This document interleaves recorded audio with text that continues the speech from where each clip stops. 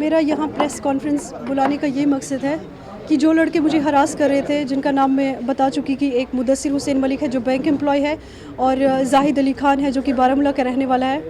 वो दोनों लड़के मुझे पिछले 1.5 साल से बहुत हरास कर रहे हैं, जिनकी मैंने बहुत सारे पुलिस स्टेशंस में हर ऑफिसर के सामने उनकी कंप्लेंट की है, लेकिन अभी तक उसका कोई हल नहीं निकला है। एक जगह पे उनकी एफआईआर भी हुई, बेल रिजेक्ट भी हो गई, लेकिन उनको फिर भी अरेस्ट नहीं किया गया।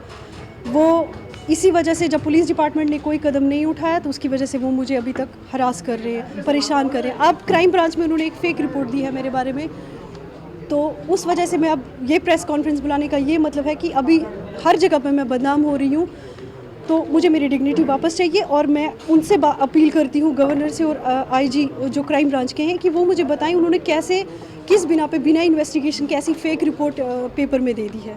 बस एक्चुअली वो जो लड़का है उसका मेरा बिज़नेस चल रहा है, तो वो जो लड़का है मेरा उसके साथ बिज़नेस रिलेशन था। शादी के लिए ऑफ़र किया उसने, मेरे घर रिश्ते के लिए आए, उसके फादर आए, वो आए रिश्ते के लिए, बहुत बार आए। मेरे घर वालों ने जब वेरीफाई किया, हर कोई माँ बाप करता है, वेरीफाई किया तो वो ऑलरेडी मैरिड था, 3 शादियाँ ऑलरेडी कर चुका था। उसके पहले भी केसेस चल रहे हैं, उसको बीवी ने भी और बाकी लड़कियों ने भी केस किए, क्योंकि उसने बाकी लड़कियों को भी धोखा दे के ही शादी की है। इनकार किया, वही वजह है कि अब वो मुझे मिलिटेंट्स की धमकी दे रहा है कि मैं तुम्हें एनकाउंटर में मरवा दूंगा, तुम्हारी फैमिली को मरवा दूंगा, ये सब चीज़ें। लेकिन बात ये है कि कोई हेल्प मेरी नहीं हो रही है। आप किस तरह से फिर अपना राइट मांगेंगे? किस तरह से आप कोर्ट में गए? मैं कोर्ट में भी गई हूँ, मैं पुलिस डिपार्टमेंट हर जगह गई हूँ, कहीं पे मुझे कोई इंसाफ नहीं मिल रहा है।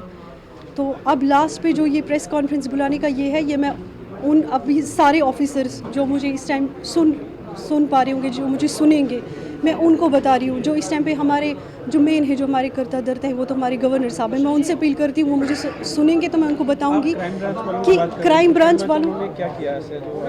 उन्होंने मेरे खिलाफ, उन्होंने सीधे ये एक बदनाम करने की किया, क्योंकि एफआईआर की होती तो मैं भी अरेस्ट होती।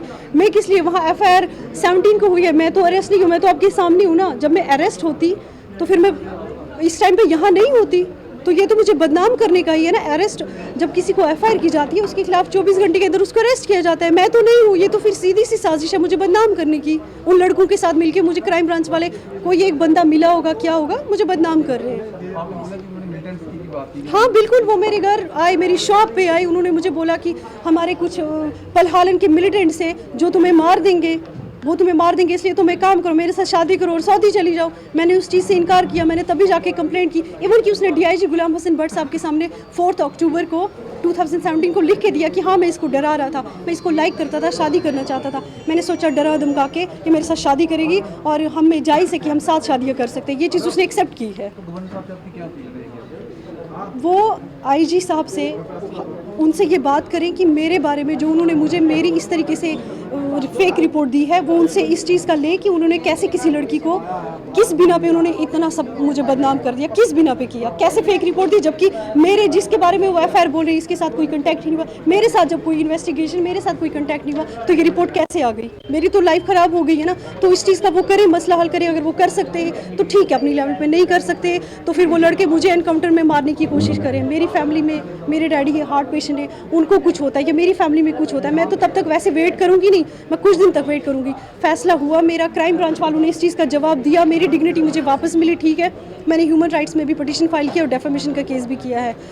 तो हुआ कोई मसला हल तो ठीक है, नहीं हुआ तो जो लड़के मुझे एनकाउंटर में मारने की धमकी दे रहे हैं, तो मुझे गवर्नर साहब, आईजी, ये सब डिपार्टमेंट इस चीज़ पे मजबूर ना करें कि फिर मैं गन उठाऊं, उनको भी मारूं और उसके बाद मैं भी, जब मैं मर जाऊंगी तो मैं देखती हूँ पुलिस डिपार्टमेंट या ये सब चीज़ें, फिर उसके बाद किसको पकड़ते हैं? मैं तो उन दोनों को भी मारूंगी, क्योंकि इस टाइम पे मेरी पूरी लाइफ ख़राब है। मेरे घर में से किसी को कुछ होता है तो मैं उनको मारूंगी, लेकिन उसके बाद खुद भी मरूंगी। फिर किस पे केस करेंगे वो फिर बाद में देखेंगे, वो उसके बाद किसी पे केस नहीं कर सकते, क्योंकि मुझे पता है हमारे इंडिया में लड़की को सवाल ही पैदा नहीं होता कि उसको मिल सके कहीं से भी इंसाफ।